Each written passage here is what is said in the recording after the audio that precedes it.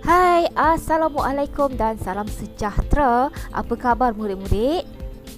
Jumpa lagi dengan saya Cikgu Lia Osman bagi slot Bahasa Melayu tahun 5 SK. Jadi adakah murid-murid sudah bersedia untuk belajar bersama dengan cikgu pada kali ini? Pada kali ini kita akan teruskan tajuk kita dengan unit 19, ceriakan buana kita, iaitu terarium atau pasu.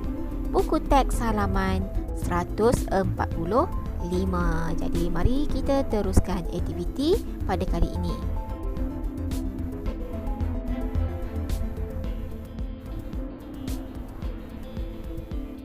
Baiklah murid-murid, sebelum kita mulakan aktiviti, mari kita lihat apakah standard pembelajaran yang terlibat di dalam isi pelajaran kita pada kali ini, iaitu kemahiran membaca standard pembelajarannya 2.1.2.1 iaitu membaca dan memahami maklumat berdasarkan bahan multimedia untuk membuat pertimbangan dan keputusan.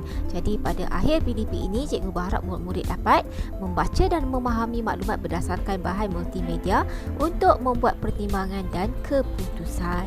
Seterusnya, cikgu berharap murid-murid dapat mencapai kriteria kejayaan, iaitu dengan mengenal pasti 3 maklumat daripada bahan. Mari kita teruskan dengan aktiviti yang pertama, iaitu membaca petikan. Apakah petikan itu? Terarium atau pasu. Afifi dan Sofia berkongsi cerita tentang tanaman mesra alam mereka kepada rakan sekelas. Afifi ni berkongsi cerita tentang terarium mesra alam miliknya, manakala Sofia bercerita tentang tanaman bunga di dalam pasu. Jadi mari kita baca apa yang mereka kongsikan. Selamat sejahtera kawan-kawan. Hari ini saya akan bercerita tentang terarium mesra alam milik saya. Terarium ialah bekas lut sinar yang digunakan untuk memelihara tumbuh-tumbuhan kecil. Saya menghasilkan terarium mesra alam ini di dalam bekas kaca yang pelbagai saiz dan bentuk. Bekas ini biasanya saya tutup untuk mencegah kehilangan lempapan. Tanaman ini senang untuk saya jaga. Saya tidak perlu menyiram tanaman ini selalu. Terarium ini boleh diletakkan di ruangan kecil di dalam rumah. Terarium menjadikan ruang tamu dan bilik tidur saya cantik dan ceria. Terarium mampu menjadi terapi minda bagi mengurangkan stres. Wah, menariknya tanaman di dalam terarium. Bekas lut sinar yang digunakan untuk memelihara tumbuh-tumbuhan kecil. Nampak menarik juga terarium ini. Mungkin kita boleh cuba selepas ini. Baiklah, ini dia Afifi kongsikan cerita tentang terarium miliknya yang dijadikan hiasan di ruangan kecil di dalam rumahnya. Dia juga menceritakan manfaat ataupun faedah ataupun kebaikan daripada aktiviti menanam pokok kecil di dalam terarium ini. Kelebihan terarium. Jadi mari kita lihat pula perkongsian cerita daripada Sofia pula. Selamat sejahtera kawan-kawan. Hari ini saya akan menceritakan perihal tanaman bunga di halaman rumah saya. Saya lebih suka memanfaatkan halaman rumah dengan tanaman pelbagai jenis pokok bunga. Saya menanam pokok bunga di dalam pasu yang pelbagai bentuk dan saiz. Saya hanya menyiram tanaman saya pada waktu pagi dan petang. Bunga yang sedang mekar memberi saya sekeluarga kepuasan. Kecantikan bunga pula menghidangkan panorama indah dan menyejukkan pandangan. Bagi saya, hobi ini juga antara terapi untuk menenangkan diri sambil bersantai dengan keluarga tersayang. Ini cara yang ramailah orang guna. Cikgu pun sama. Cikgu suka tanam pokok bunga di halaman rumah. Baiklah, kedua-dua perkongsian cerita daripada Afifi dan Sofia ni kedua-duanya menarik. Di sini kan cikgu nak kongsikan gambar contoh terarium yang cikgu ambil daripada internet. Ini contoh terarium yang di pokok kecil yang ditanam di dalam bekas duduk sinar. Nampaknya bekas tu macam diperbuat daripada kaca. Nampak cantik kan? Memang menarik dan sesuai diletakkan di dalam rumah. Baiklah, yang seterusnya. Ini ibu dan ayah awak mesti banyak membuat tanaman di dalam pasu dan diletakkan di halaman rumah. Cikgu pun ada. Nanti cikgu tunjukkan ya. Baiklah, kita teruskan dengan aktiviti yang seterusnya. Jadi jom kita teruskan dengan aktiviti yang kedua, iaitu melengkapkan dialog dengan memberi pertimbangan dan keputusan.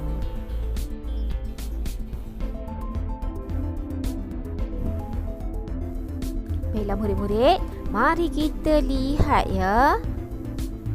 Di bawah petikan yang tentang perkongsian Afifi dan Sofia tadi, ada dialog di antara cikgu Mariam dan Danish dan Tinesh. Mari kita lihat apa yang cikgu Mariam tanya kepada Danish dan Tinesh ini. Ini dia, cikgu sudah type semula di sini supaya nampak lebih jelas. Baiklah, soalan yang pertama. Danish, kaedah tanaman manakah yang kamu suka? Mengapa? Cikgu mahu murid-murid menjawab soalan ini berdasarkan perkongsian maklumat daripada Afifi dan Sofia tadi. Baik, mungkin soalan untuk Danish ni, untuk menjawabnya mungkin kita boleh letakkan Danish ni suka tanaman terarium. Manakala Tinesh ini suka tanaman dalam pasu. Jadi mari kita lihat semula maklumat tentang terarium yang dikongsikan oleh Afifi tadi. Baiklah, Danish, kaedah tanaman manakah yang kamu suka? Mengapa? Saya suka kaedah penanaman terarium. Baik, kita letak di sini terarium kerana kerana apa? Mari kita lihat perenggan kedua. Yang Afifi kongsikan ini. Tanaman ini senang untuk saya jaga. Kita ambil maklumat yang pertama di dalam perenggan kedua itu. Tanaman ini senang untuk saya jaga kerana tanaman ini mudah dijaga. Jadi kita teruskan. Dengan itu saya memilih. Baiklah, kita akan kemukakan kenapa Danish ni dia lebih suka terarium ni. Di sini kita boleh ambil semula maklumat yang dikongsikan oleh Afifi. Kenapa Afifi suka terarium? Baik, kita baca semula. Saya tidak perlu menyiram tanaman ini selalu. Terarium ini boleh diletakkan di ruangan kecil di dalam rumah. Terarium menjadikan ruang tamu dan bilik tidur saya cantik dan ceria. Terarium mampu menjadi terapi minda bagi mengurangkan stres. Kita ambil semula maklumat dan kita letakkan di bawah jawapan Danish ini tadi. Baik, mari kita baca semula. Maklumat yang sama ya, cikgu letakkan di sini. Dengan itu, saya memilih terarium kerana tanaman ini boleh diletak di ruangan kecil di dalam rumah. Terarium menjadikan ruang tamu dan bilik tidur saya cantik dan ceria. Terarium juga mampu menjadi terapi minda bagi mengurangkan stres. Ini dia maklumat daripada perkongsian Afifi. Kita jadikan sebagai maklum balas Danish kepada soalan cikgu Mariam tadi. Baiklah, yang kedua. Cikgu bertanya kepada Tinesh pula. Apakah pula pilihan kamu, Tinesh? Yang ini kita ambil pasu itu tadi. Baik, kita lihat semula perkongsian Sofia. Sini Sofia dah ceritakan kenapa dia suka kenapa dia suka menanam di dalam pasu. Sofia kata apa tadi? Saya lebih suka memanfaatkan halaman rumah dengan tanaman pelbagai jenis pokok bunga. Saya menanam pokok bunga di dalam pasu yang pelbagai bentuk dan saiz. Saya hanya menyiram tanaman saya pada waktu pagi dan petang. Ini faedah ataupun kebaikan menanam di dalam pasu di halaman rumah tadi. Bunga yang sedang mekar memberi saya sekeluarga kepuasan. Betul kan, nampak bunga kembang tu seronok tengok tanaman kita menjadi. Dan kecantikan bunga pula menghidangkan panorama indah dan menyejukkan pandangan. Bagi saya, hobi ini juga antara terapi untuk menenangkan diri sambil bersantai dengan keluarga tersayang. Mari kita lihat contoh yang cikgu dah sediakan di sini untuk menjawab soalan cikgu tadi. Saya suka kaedah penanaman dalam pasu. Kaedah ini juga mudah kerana tanaman hanya perlu disiram pada waktu pagi dan petang. Dengan itu saya memilih cara ini kerana bunga yang sedang mekar memberi kepuasan kepada saya dan keluarga. Kecantikan bunga memberikan panorama indah dan menyejukkan pandangan. Bagi saya, hobi ini juga antara terapi untuk menenangkan diri sambil bersantai dengan keluarga. Murid, cikgu tu sila eja lah antara tu. Nanti jangan ikut ejaan yang salah ni ya. Ejaan yang betulnya, sekejap cikgu letak. Antara. Ini ejaan yang betul ya. Baiklah murid-murid, itu dia maklum balas ataupun maklum balas daripada Dinesh dan Danish terhadap soalan yang cikgu tanya tadi, berdasarkan daripada maklumat yang kita baca daripada perkongsian Afifi dan Sofia tentang terarium dan penanaman pokok di dalam pasu. Jadi murid-murid, kita teruskan aktiviti ketiga dengan kuis. Pautan kuis ada cikgu kongsikan di bahagian deskripsi. Jadi jangan lupa buat latihan di dalam kuis tersebut sebagai latihan pengukuhan buat kamu semua. Baiklah, tahniah kepada murid-murid yang telah hadir belajar bersama dengan cikgu pada kali ini.